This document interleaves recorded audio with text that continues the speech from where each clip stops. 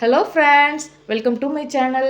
இன்றைக்கி நம்ம இந்த வீடியோவில் எதை பற்றி பார்க்க போகிறோன்னா, முட்டை குழம்பு எப்படி ஈஸியான முறையில் வைக்கலான்னு பார்க்கலாம். இந்த ரெசிபி வந்து ரொம்ப ஈஸியாக இருக்கும்.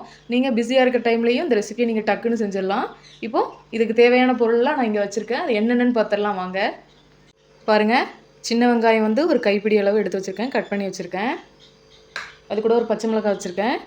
அப்புறம் தக்காளி வந்து பழுத்த தக்காளியாக ஒரு 2 தக்காளி இதில் கட் பண்ணி வச்சுருக்கேன். கொஞ்சோல அரைக்கிறக்கும் ஒரு தக்காளி போல் எடுத்து வச்சுருக்கேன். அப்புறம் கொத்தமல்லி, கருவேப்பிலை எடுத்து வச்சுருக்கேன். அப்புறம் 3 முட்டை எடுத்து வச்சுருக்கேன். அப்புறம் மசாலாத்தூள் என்னென்ன எடுத்து வச்சுருக்கேன்னு பார்த்தீங்கன்னா, கொஞ்சோல மஞ்சத்தூள், அப்புறம் கொஞ்சோல கறி மசால் தூள், அப்புறம் குழம்புத்தூள் வந்து ஒரு 3 டேபிள் ஸ்பூன் எடுத்து வச்சுருக்கேன்.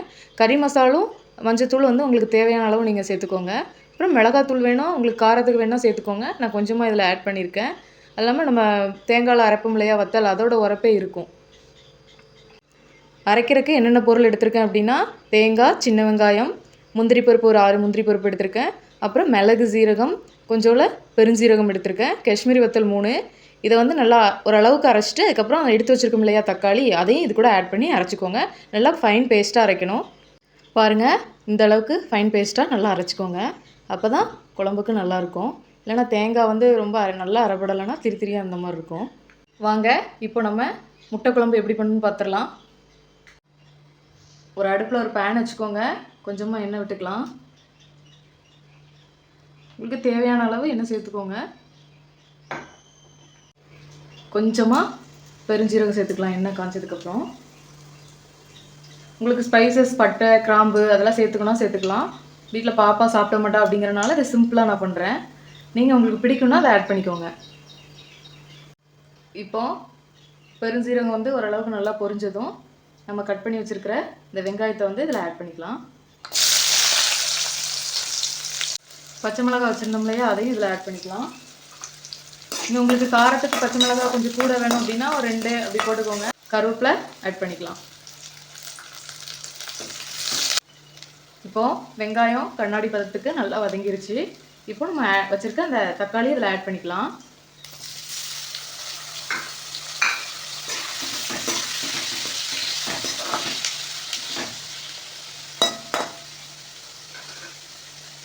தக்காளி வந்து நல்லா மையாக வசங்கணும், அப்போ தான் நல்லா டேஸ்ட்டாக இருக்கும்.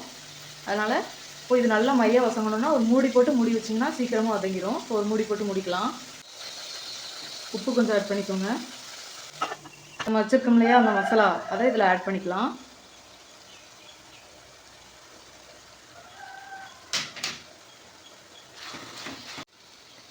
இதில் இஞ்சி பூண்டு பேஸ்ட்டு சேர்க்கலாம். உங்களுக்கு வேணும்னா சேர்த்துக்கோங்க, ஆப்ஷனல் தான். அது சேர்க்காமையும் நல்லா தான் இருக்கும். பாருங்கள், அந்த மசாலாவோட இது வந்து எவ்வளோ அழகாக இருக்குன்னு. இப்போது மசாலா வந்து நல்லா எண்ணெய் பிரிஞ்சு வந்துருச்சு. இப்போது நம்ம வச்சுருக்க அந்த பேஸ்ட் அதில் ஆட் பண்ணிக்கலாம். இப்போது இந்த மசாலாவை வந்து இது கூட நல்லா அந்த அரைச்சி வச்ச பேஸ்ட்டை வந்து அது கூட நல்லா கிண்டி விட்டுக்கோங்க. இப்போது மிக்ஸி ஜாரை கழுவி வைப்போம் இல்லையா, அந்த தண்ணியும் இதில் ஆட் பண்ணிக்கலாம்.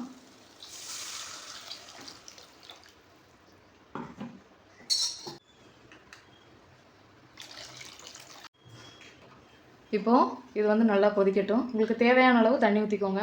கொஞ்சம் எக்ஸ்ட்ரா தண்ணி ஊற்றிக்கோங்க. ஏன்னா நம்ம முட்டையை உடச்சி ஊற்றுவோம் இல்லையா, அப்போ வந்து கொஞ்சம் முட்டை வந்து அங்கங்கேன்னு பிரிஞ்சு போகாமல் இருக்கும். அதனால் கொஞ்சம் தண்ணியாகவே இருந்துச்சுன்னா அப்புறம் முட்டையை ஊற்றினதுக்கப்புறம் நம்ம நல்லா வற்ற விட்டோம்னா அது நல்லா ஓரளவுக்கு நம்ம குழம்பு பதத்துக்கு வந்துடும். அதனால் கொஞ்சம் தண்ணியாகவே வைங்க. அந்த மசாலா பேஸ்ட்டை போட்டோன்னே கொஞ்சம் தண்ணி ஊற்றிடுங்க. கொஞ்சம் அப்போ தான் நம்ம முட்டையை உடச்சி ஊற்றும்போது அது பிரிஞ்சு போகாமல் உடஞ்சி போகாமல் அப்படியே இருக்கும். இப்போது இது நல்லா கொதித்தோடனே நம்ம மூடி போட்டு மூடணும். அதுக்குள்ளே மூடி போட்டு மூட வேணாம். நல்லா கொதிச்சதுக்கப்புறம் மூடி போட்டு மூடிட்டு ஒரு 5 நிமிஷம் ஆனதும் அதுக்கப்புறம் நம்ம முட்டையை ஊற்றிக்கலாம். தேவையான அளவு உப்பு ஆட் பண்ணிக்கோங்க. இப்போது கொதிச்சிருச்சு, நம்ம ஒரு மூடி போட்டு மூடிக்கலாம். வச்சு இப்படி உடச்சி ஊற்றுனீங்கன்னா தான் முட்டை பிரிஞ்சு போகாமல் இருக்கும்.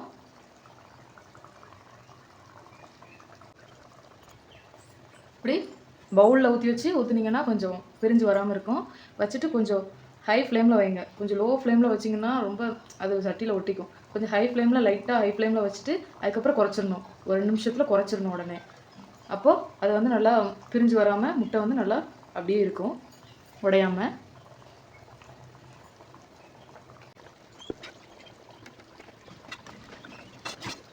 இது நல்லா திருப்பி விட்டதுக்கப்புறம் ஒரு மூடி போட்டு மூடி வச்சுருங்க.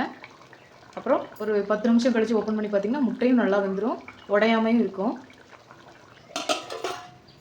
பாருங்கள் எவ்வளோ அழகாக எண்ணெய் பிரிஞ்சு அழகாக வந்துருச்சுங்க. பாருங்கள் முட்டை எவ்வளோ அழகாக சூப்பராக வந்திருக்குன்னு பாருங்கள். இப்படி பவுலில் வச்சு நீங்கள் ஊற்றுனீங்கன்னா நல்லா உடையாமல் இந்த மாதிரி வரும்.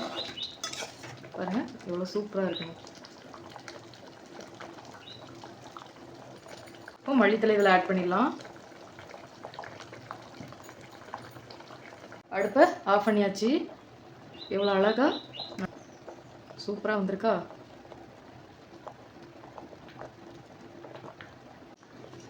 இதை வந்து நீங்கள் சாதத்தில் சப்பாத்திக்கு எல்லாத்துக்குமே பிணைஞ்சு சாப்பிட்டுக்கலாம், நல்லாயிருக்கும்.